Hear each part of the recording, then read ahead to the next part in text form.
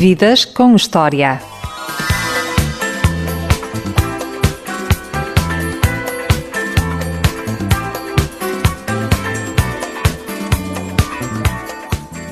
Já andou por Sarajevo, pela Rua do Carmo e até já fugiu com a Maria. Boa tarde, António Manuel Ribeiro. Olá, boa tarde, obrigado. Estivemos a ouvir a música Rua do Carmo. Ainda há mulheres bonitas a subir o Chiado? No Chiado, em toda a Lisboa, em Portugal, é uma das nossas particularidades enquanto nação, é de que temos mulheres bonitas a passear nas nossas ruas e a dar alegria aos corações. António, o que é que falta em Lisboa de agora que havia há 25, 30 anos atrás? Não sei o que é que pode faltar, as coisas evoluem.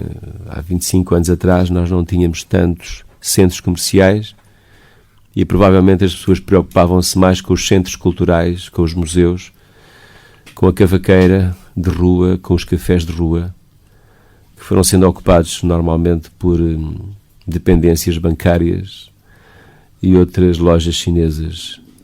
Neste momento, Lisboa é o que é. Há uma evolução, uma metamorfose que faz parte do tempo. Havia mais espaço para a tertúlia, para o diálogo? Havia mais convite. Eu não duvido que haja tertúlias, que haja diálogo, que as pessoas saibam, as pessoas que querem saibam onde podem ir. Agora penso que há outras ofertas e hoje vivemos um mundo mais digital. As pessoas fecham-se muito mais em casa, não só por causa do computador, mas também porque redes sociais, por exemplo, assim o favorecem. Já agora, vamos falar um pouco sobre as redes sociais e a internet. Para si, a internet é um meio de divulgação ou é um meio de destruição da música? Temos que pensar que a internet faz parte deste tempo e não vai desaparecer e, portanto, ou nós percebemos a nova linguagem, as novas plataformas de divulgação, ou então estamos a remar contra a maré. Não vale a pena fazer uma guerra que está à partida perdida, não é? O que temos que defender é a criatividade e a criação e a remuneração de quem produz obras culturais e que são divulgadas em termos gratuitos na internet. E muitas vezes, como nós sabemos, são surrupiados no escuro da noite e no escuro na proteção de uma casa. De outra forma, um dia destes deixamos de ter coisas novas, porque ninguém pode continuar a compor, por exemplo, canções sem ver as suas obras remuneradas. O António utiliza muito as redes sociais para participar com os seus fãs. Entra naqueles debates Utilizo do Facebook. o possível, porque, por exemplo, vamos para o caso do Facebook. Nós temos um site e temos um MySpace, eu também tenho um MySpace pessoal, mas isso é gerido por pessoas que trabalham connosco. Agora, o meu Facebook passou a ser gerido por mim há uns tempos e não consigo sequer geri-lo. Quando se tem 4.400 amigos, aquilo é impossível, não é? Eu não posso abrir o chat porque fico praticamente, então não fazia mais nada. Mas é um facto que muitas vezes, sempre que sinto necessidade, coloco lá umas ideias e vejo os comentários, aquilo que neste momento, no fundo, pode mexer com as pessoas. Eu acho que é uma forma interessante, é nós termos um pensamento para além do mero bocejar, não é? E suscitarmos a opinião de outras pessoas, muitas vezes pessoas que estão tão longe. No Facebook, por exemplo, eu descobri amigos meus que estão fora do país há muito tempo a trabalhar, aliás, radicalizados lá nesses países, já não sabia, nem me lembrava deles, não é? É uma forma de reencontrar amigos. E por falar no passado, vamos entrar na máquina do tempo e vamos até à juventude do António. O avô paterno do António tocava concertina e o pai era tenor. A música é algo genético. E digo isto porque o seu filho também segue os mesmos caminhos que o pai. Não sei, é provável. Em relação ao meu avô, não. Eu nunca vi o meu avô tocar concertina, mas sei as histórias que me contaram. O meu avô depois veio para Lisboa, aliás, sediou-se depois em Almada e por lá ficou. Mas o meu pai, sim, eu acompanhava o meu pai aos saraus, no Orfeão e na missa, porque o meu pai também dirigia, digamos, que os cânticos que ocorriam durante a missa. O padre lançava o mote e o meu pai levava depois toda a comunidade atrás, porque tinha aquela voz colocada e afinada. Isso é capaz de ter sido uma influência para mim, mas se é uma questão genética, não sei. Como era a infância passada em Almada? Passava muito tempo na tabacaria dos pais. Não, isso já eu já nem era adolescente, já era mais do que adolescente. Não, a minha infância em Almada foi feita a jogar à bola. E além das futeboladas à volta da escola primária e depois do liceu, que fiz em Almada, parte dele, a praia da Caparica, o nadar, o correr, o jogar à bola também, grandes jogos de futebol. Mas cresci um bocado assim, ainda quase como um bom selvagem, porque havia uma Almada onde proliferavam as regiões verdes, as quintas e as árvores, e portanto eu era um bocado meio selvagem. E por isso gosta de viver na urbana, de afastado um bocado de tudo o resto. Sim, reencontrei essa calma, reencontrei uma coisa que é o cheiro da terra molhada, reencontrei os passeios na mata com o meu cão, faço plantação, faço jardinagem, tenho uma relação com a terra, provavelmente porque nasci assim numa zona onde tinha isso tudo, em Almada. Lembra-se do que fez no dia 28 de novembro de 78, no bar em Lisboa? 28 não, dia 20. Dia 20. Dia 20, se me lembro-me. Tive uma carga de nervos tão grande, nem jantei. Era uma espécie de primeiro espetáculo a sério dos UHF, a sério, aspas, fora de Almada, não é? Portanto, no bar estavam lá uma série de pessoas importantes, como o caso do António Sérgio, por exemplo. Foi das primeiras pessoas a ver os UHF ao vivo. E estavam lá os meus colegas faíscas que mais tarde deveriam a dar corpo diplomático e depois... Aliás, eles tinham vindo do corpo diplomático para os faíscas e depois é que deram os Heróis do Mar. Foi importante essa fase. Foi decisiva para a formação da banda. Todas as fases são importantes. Isso é o princípio. Naturalmente que foi importante vencer o medo, vencer digamos que a distância que sempre sentia naquela altura entre Almada e Lisboa. Havia uma grande distância. A ponte de 25 de Abril parece que era maior 10 vezes. Lisboa era a capital. Os lisboetas tinham assim uma auréola que nos faltava a nós, achávamos. E tudo isso foi importante, naturalmente. Era diferente do rock na Avenida de Roma do rock na Almada? Havia rock na Avenida de Roma. Estou a questionar?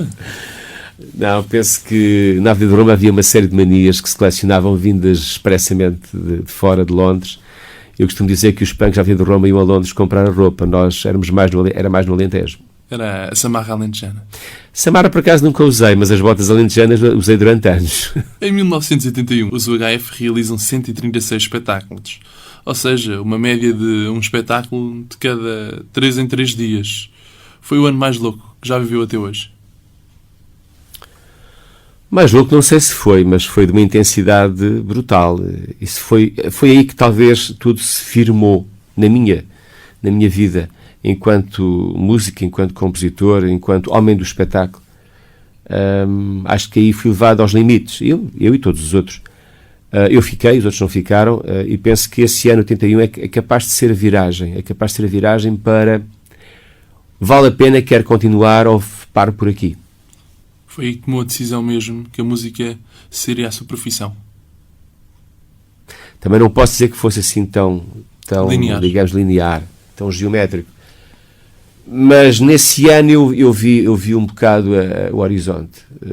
Ao contrário de outros que tiveram medo, e muitos colegas de outras bandas que apareceram nesse ano e desapareceram rapidamente, apareciam a 100, desapareciam a 200. Eu comecei a perceber as manhas do sistema e acho que uma das causas da minha sobrevivência e por vezes até da minha animosidade com certas ideias clichê na indústria musical deste país é que eu deixei de ir em jogos e deixei de ser tão enganado como fui no princípio da minha carreira. Há algum segredo para uma banda manter-se tanto tempo ao mais alto nível? Sei lá, eu acho que não sou americano, não sou inglês, portanto tenho que falar dentro daquilo que é o paradigma nacional. E eu diria que nos UHF valem as canções, vale aquilo que é a capacidade de escrever canções novas e que essas canções se tornam depois fatores públicos, são canções que são agarradas pelas pessoas. Sem isso não havia UHF. Havia uma teimosia, Provavelmente éramos uns profissionais que das 9 às 5 tínhamos um trabalho e depois das 5 achávamos que éramos músicos profissionais. E vamos lá, mas é depois da música que vamos ouvir, Na Tua Cama. Lembra-se como surgiu esta música? Lembro, muito bem. Podemos falar um bocadinho sobre ela, antes de ouvir. Estava em convalescença, tinha tido um brutal acidente de viação em Castelo Branco e o meu braço direito tinha ficado muito danificado aqui na zona do cotovelo e eu tive muitos dias em casa. Foi difícil a recuperação porque eu tinha uma perca grande de tecido e portanto foi preciso refazer esse tecido. E a Na Tua Cama é uma história verídica de fim de amor, de amores, em que eu estou quase incapacitado de tocar a guitarra e então vou tocando assim muito suavezinho e tal, aquilo que posso. É uma canção que eu lembro muito bem, escrita na cama, porque eu nem sequer saí da cama, eu estava paralisado. E é com Na Tua Cama que vamos ficar do Zoo HF. E já voltamos à conversa com António Manuel Ribeiro.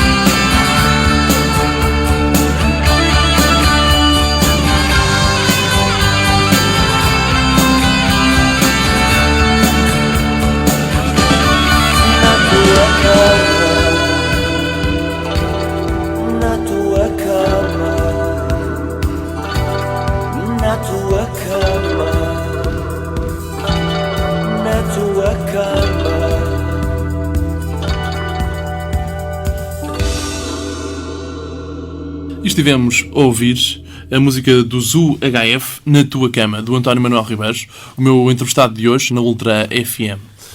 António, como é que conseguiu, no início da carreira, conciliar a escrita no jornal desportivo Records, o trabalho na Câmara de Almada, a educação de 2 filhos e os ensaios da banda? Não consegui. Ou seja, eu era funcionário da Câmara de Almada porque precisava de sustentar uma família. Tinha casado, tinha 2 filhos. Eu casei muito cedo e fui pai muito cedo. E depois o meu pai tinha-me arranjado a hipótese de... Entrei para estagiário no Record, pela mão de um senhor jornalista de Almada, que era o Sérgio Canhoto, o senhor Sérgio Canhoto. E tinha já uma carreira promissora à minha frente. Já escrevia páginas inteiras quando resolvi sair, porque se tornava impossível também, tornava-se impossível ser trabalhador das 9 às 5, aos fins de semana, por exemplo, estar em reportagens, ou à noite em reportagens desportivas, e simultaneamente ter uma banda que estava a crescer e que eu queria que crescesse e que começava a ter os seus compromissos. Estamos a falar de 1979, 1980, e em 80 tomei a decisão de abandonar tudo e ficar só no ZUGF. E em 80 foi nessa fase que adormeceu no autocarro e foi parar à Fonte da Telha?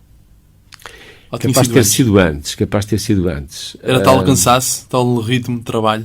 Exatamente, ainda por cima com 2 filhos e a mais nova, na altura era a Bárbara. Claro, uma criança quando é um bebê, acorda quando lhe apetece, não é? Portanto, os pais têm que no dia a seguir, apesar das horas mal dormidas, irem cumprir os seus horários, não é?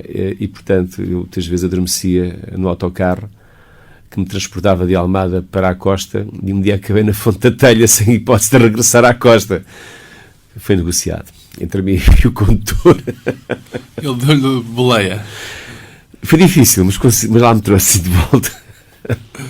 O que é que levou o António a seguir Direito e depois, mais tarde, a mudar para a Filologia Românica? O direito era um bocado a ideia do meu pai, já que eu não quis ir para a arquitetura, porque, apesar de ser um bom aluno na matemática e desenho, eu não suportava física. E o meu pai sentia-se muito frustrado, e depois deu-me o conselho, eu segui o conselho do meu pai. Teria alguma aptidão para direito e segui direito, que no fundo foi um curso que me ficou e que hoje me serve, interrompido, mas que me serve bastante na minha vida profissional enquanto empresário. Infelizmente, porque muitas vezes tenho que dirimir situações e levar situações a tribunal, e sou eu que as organizo.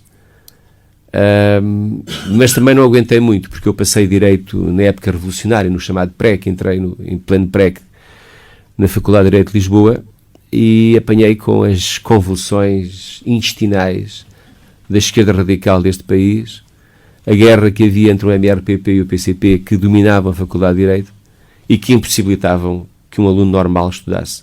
Eu era um aluno normal, não tinha dinheiro para andar ali a esbanjar.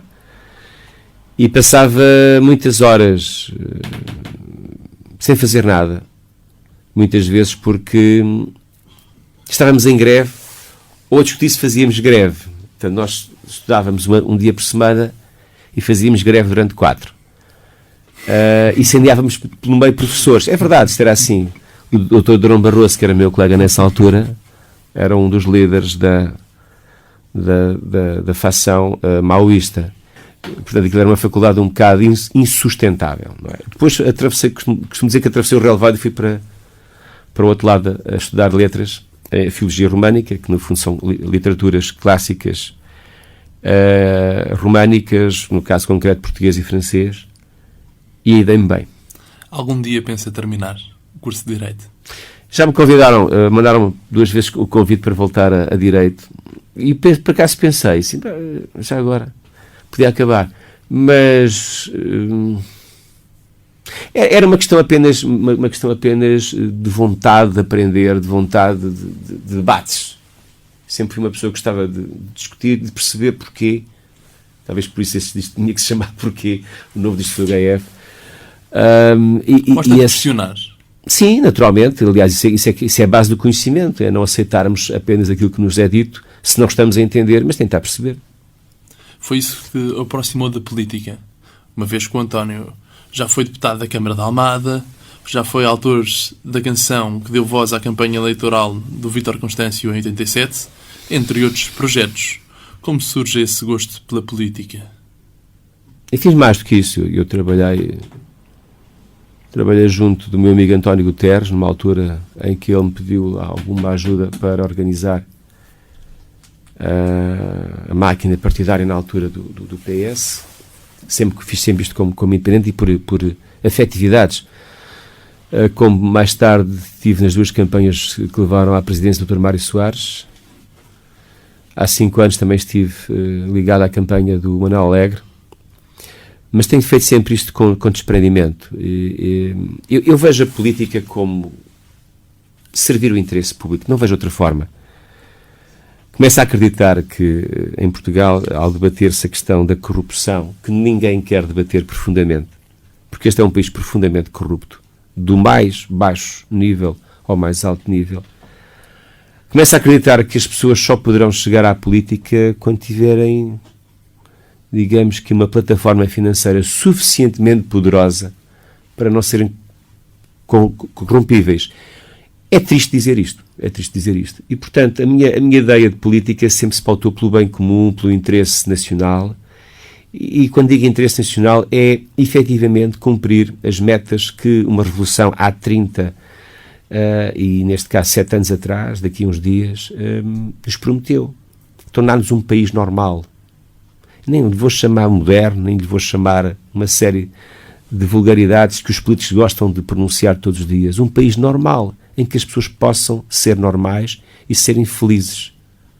Em que seja um país para todos e não uma estância balnear para alguns, poucos, e depois um campo de concentração para o resto. O António está desiludido com o estado da política atual? Estou desiludido com a qualidade dos nossos políticos, com as suas aptidões, com a sua vaidade, com a sua arrogância e a sua incapacidade de ser humildes. Não basta dizer que no dia das eleições se ganharam eleições para amanhã se poder fazer deste país no que ele se tornou. Reparemos uma coisa, nós chegámos a um ponto da nossa vida em que já só podemos bater no fundo. Nós estamos a bater no fundo, mas vamos bater mais ainda. Isto tem causas. Isto não nos aconteceu porque há uma crise externa. Eu acho que esse discurso ofende as pessoas inteligentes. Houve uma crise externa que mais ou menos nuns, menos noutros, já está a ser resolvida e já vai sendo resolvida francamente bem. No resto do mundo, menos cá. Nós este ano no ano passado ficámos no antepenúltimo lugar do país que menos cresceu no mundo. É uma coisa dramática não pensarmos o que é que se passa e depois todos os dias são anunciados maravilhas. Mas que maravilhas são estas que a governação nos divulga dia a dia e depois nos mete na cauda do mundo. Já não é só na cauda da Europa. Ainda em relação a esta parte política que nós estamos a abordar. Quando o programa for para o ar, já foi eleito o Presidente da República. Mas quando estamos a gravar, estamos a dias da eleição do próximo Presidente da República. Pode ser o mesmo ou não. O António apoiou, nas últimas eleições presidenciais, o candidato Manuel Alegre. Mas este ano já não o apoia. Porquê? Não. Eu recusei fazer parte desta campanha e da Comissão de Honra do Dr. Manuel Alegre por uma razão muito simples. É porque não estão criadas as mesmas condições do que há 5 anos, quando ele criou um dos movimentos de cidadãos mais bonitos em que eu me inseri e que neste momento já não existe. Quer dizer, não é a questão de eu não acreditar no Manuel Alegre enquanto intelectual. Claro que acredito, se bem que eu acho que ele anda um bocado titubeante nesta campanha. Porque uma pessoa que de manhã está em campanha com o Francisco Louçã, à tarde está em campanha com o José Sócrates e à noite diz mal do governo, alguma coisa está incoerente nisto tudo. Quer dizer, e eu sinceramente não me revia nesta campanha ao lado de pessoas que fazem parte do atual governo português. António Manuel Ribeiro, para terminar a parte política e antes de irmos à música, o que é ser de esquerda? Ser de esquerda é estar com a razão. E a razão neste momento é que nós somos todos iguais perante a lei, nós somos todos iguais perante a economia, nós somos todos iguais perante aquilo que é a vida numa coletividade chamada nação. Depois cada um segue os seus caminhos e cada um tem a habilidade que tem para fazer o que pode fazer. Mas a razão, sobretudo, a lucidez e a capacidade de todos nós termos um lugar à nossa espera, um lugar pelo qual possamos trabalhar e que, no fundo, muitas vezes não se resume a um programa partidário. Os programas partidários existem, depois ninguém os cumpre. Aliás, também ninguém os lê. Ser de esquerda, talvez, é neste momento defender aquilo que é a igualdade de oportunidades que as pessoas devem ter numa sociedade livre e justa. E agora íamos fazer uma pausa na entrevista e íamos à música Viver para Te Ver, do Zugaev e, claro, do meu convidado de hoje, o António Manuel Ribeiro. E já voltamos à entrevista com ele. Até já.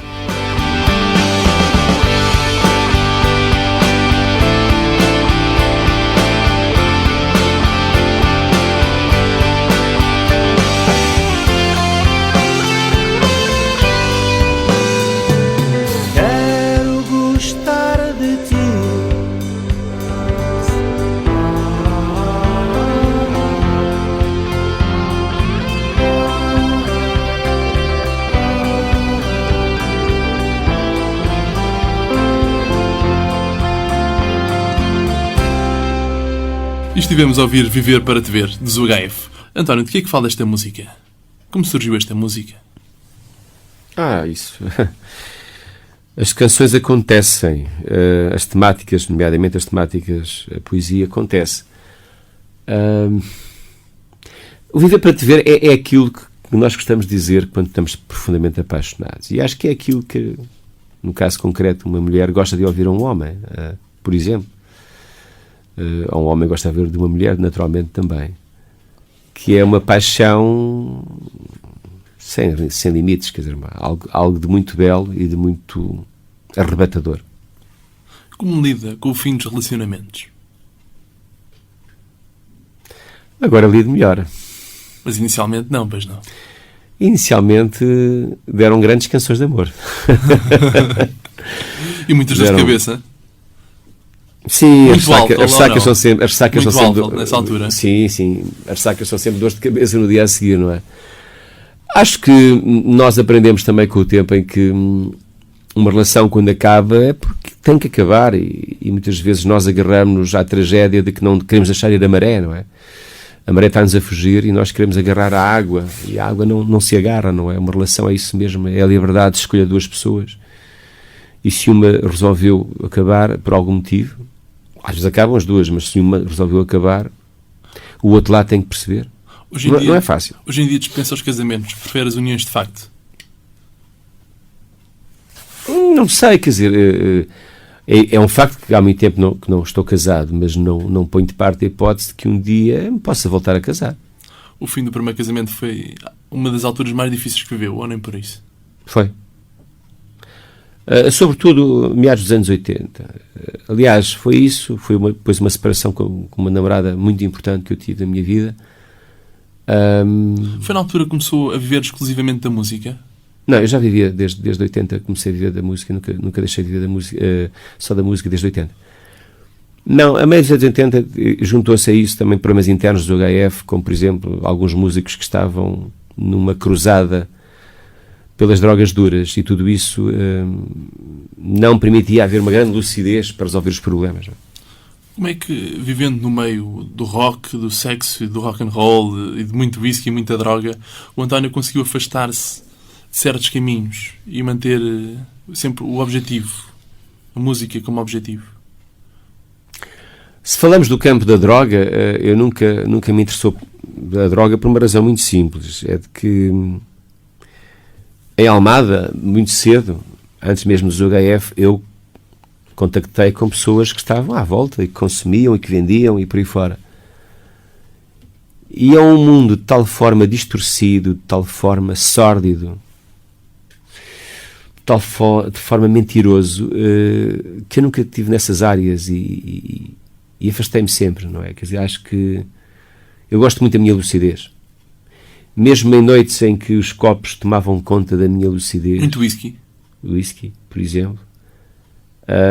Eu queria rapidamente parar. E no dia a seguir não recomeçava. As tragédias muitas vezes naufragam-se por elas próprias.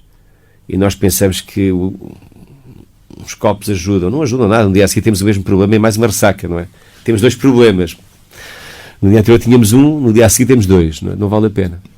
O António viveu uma situação muito complicada. A perseguição de uma fã é algo que em Portugal não é muito usual, que originou um processo em tribunal que fez jurisprudência. Ou seja, o caso tornou-se uma espécie de estudo para casos idênticos. Nesta altura chegou a pensar deixar Portugal? Cheguei. Mexeu de tal ponto consigo sim, que... Sim. Não foi uma perseguição, foi uma devassa, foi uma obsessão. Foi algo para o qual eu não estava preparado, apesar da minha experiência como músico, como homem. Em tantos anos de música nunca tinha acontecido algo... Não, aconteceram sempre, quer dizer, há pessoas que, por um motivo ou por outro, é natural, quer dizer, é por isso que nós nos expomos, não é? É por isso não, quer dizer, resulta dessa exposição. Basicamente as pessoas podem se apaixonar pela imagem que está na televisão, como todos nós quando fomos adolescentes, que nos apaixonámos por umas belíssimas atrizes americanas, não é? De belíssimas formas. Mas as coisas ficam aí.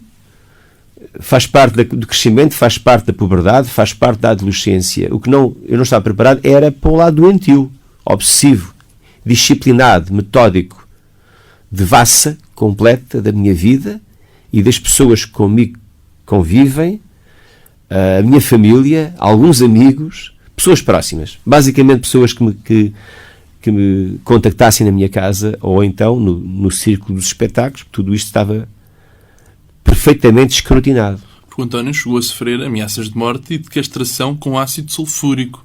Foi notícia na altura em diversos jornais. Sim, castração, não sei se bem, não era bem assim. Ela disse que me mandava com ácido sulfúrico, que me castrava, que me ia fechar numa prisão, quer dizer, mas a prisão era um castelo em Itália, portanto aquilo havia assim umas nuances, uma nuance um bocado esotérica. Nós temos que falar isto para a brincadeira, porque senão isto é muito sério, não é? E o sério foram as ações de julgamento. Mas isto não acabou. Até porque a senhora recorreu, portanto, a sentença não transitou em julgado e neste momento há mais de 3 processos em ação. Porque, digamos que a primeira ação julgada terminou se não estou em erro, em dezembro de 2008, mas a partir daí houve mais situações durante mais 14 meses e, portanto, teve que ser feito 2 novos processos. Ela também moveu um processo, que é o tal terceiro processo que eu estou aqui a falar, porque eu a injuriei. O António, se tivesse hoje em dia a oportunidade de voltar atrás, faria alguma coisa diferente? Ou faria tudo na mesma? Não. Passei momentos que não dá para perceber aqui, ao explicar em palavras, só vendo e só estando lá, e só estando provavelmente na minha pele. Mas vivi momentos de horror. Inclusive com a minha filha mais nova. Por exemplo, com a minha filha mais nova, com a minha namorada, na altura, situações de horror. Mas uma das coisas que a minha vida me ensinou é ser equilibrado. Eu procurei ser equilibrado, sempre na minha vida. E no meio artístico, muito difícil de arranjar o equilíbrio. É bastante. Mas eu já vivo bem com isso. Eu sei mais que a maior parte das vezes as pessoas pensam que eu sei. Eu gosto de, às vezes, encostar um canto, não quer dizer que esteja distraído. Neste caso concreto, eu nunca iria recorrer à violência, se é isso. Se a pergunta vai para aí, não. Nunca iria recorrer. Porque não são respostas. Isso são novas situações que provocam novas violências. E o que é que o vento mudou hoje em dia? O Vento Mudou, mais um sucesso para os UHF. O Vento Mudou é uma canção muito bonita. O Vento Mudou é algo que nós precisamos neste país.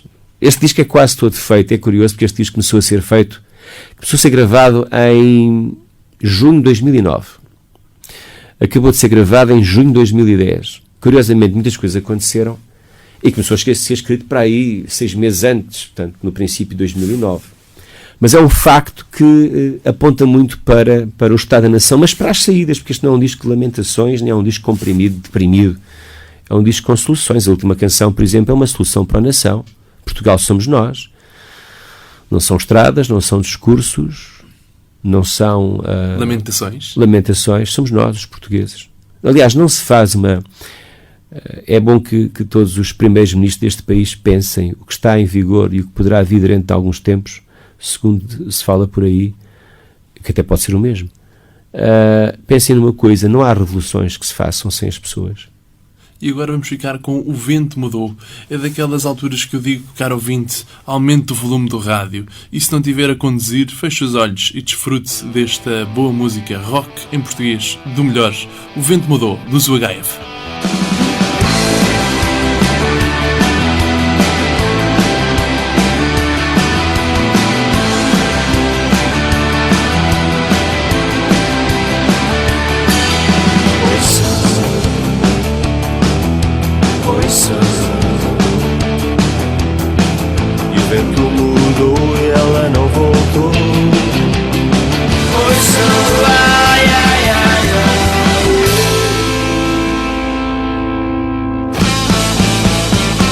Estivemos a ouvir O Vento Mudou, uma música da banda do meu entrevistado de hoje, o António Manuel Ribeiro, dos UHF.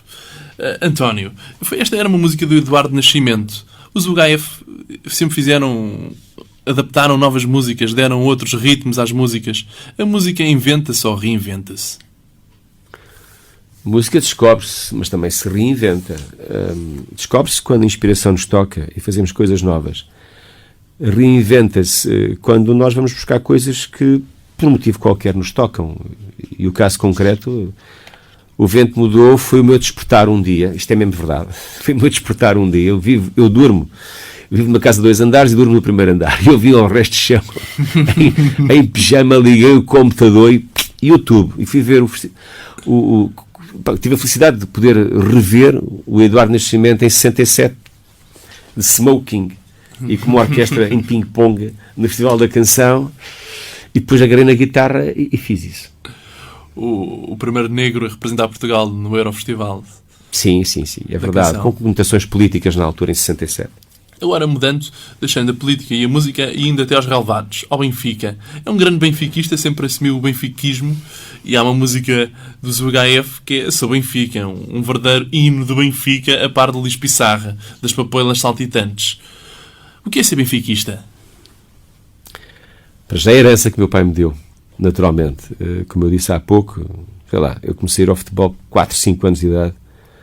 Mas essa altura era mais para comer sandes de fiambre, o small, os reboçados. Eu papava aquilo tudo. Pedia ao meu pai, estava sempre a pedir qualquer coisa, um gelado e tal. E o meu pai dizia, olha o senhor Eusébio. E o Eusébio vinha ali buscar a bola às vezes ali assim junto a um murozinho. Sim, porque na altura nós tínhamos um murozinho. Podíamos saltar para o relevado porque tínhamos um muro para aí de 50 centímetros de altura, não é? Aquilo era tudo muito próximo. Ser benfiquista é depois perceber que se pertence a uma coletividade que ultrapassa as fronteiras do razoável em Portugal. É efetivamente a maior coletividade portuguesa. Há quem diga que tem fundamentos no Estado Novo. Eu penso, ao contrário do que se diz, é que o Estado Novo se serviu disso. O Benfica sempre foi o clube do povo e naturalmente que cresceu por aí com as glórias dos anos 60.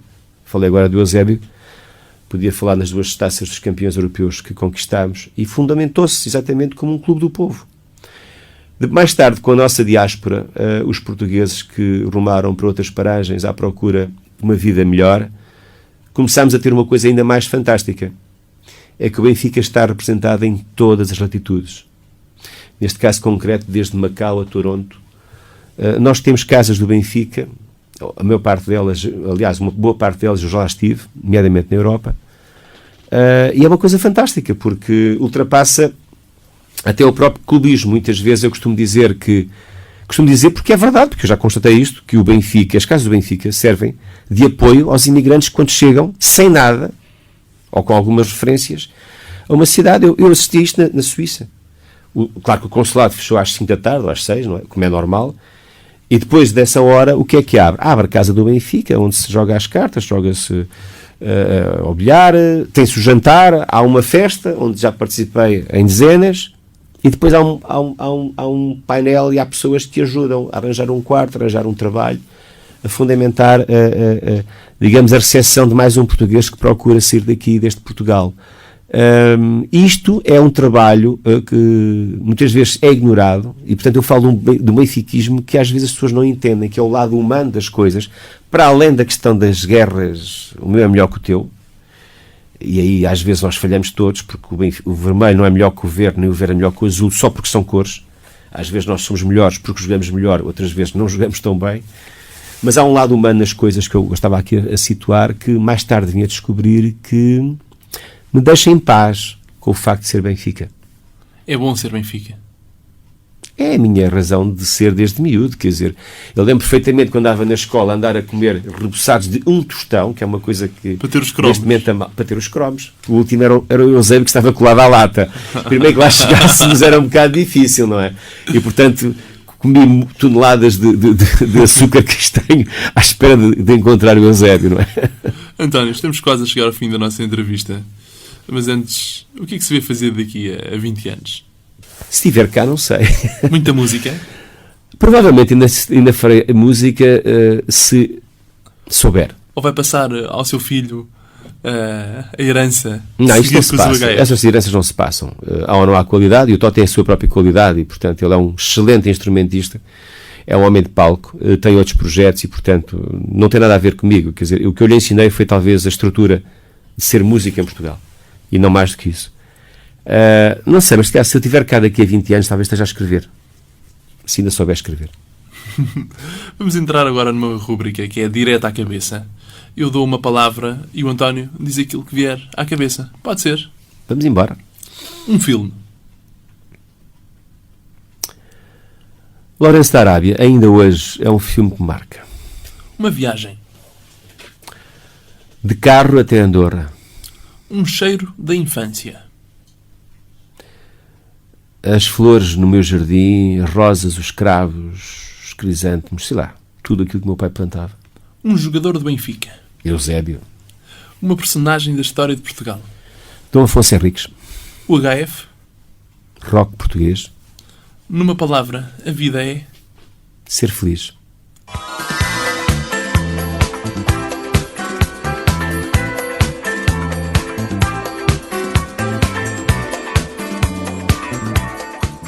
Eu sou o Diogo Marcelino e este foi mais um Vidas com História, a grande entrevista na rádio Ultra FM, para ouvir em 88.2 ou então na internet sempre que quiseres em ultrafm.pt.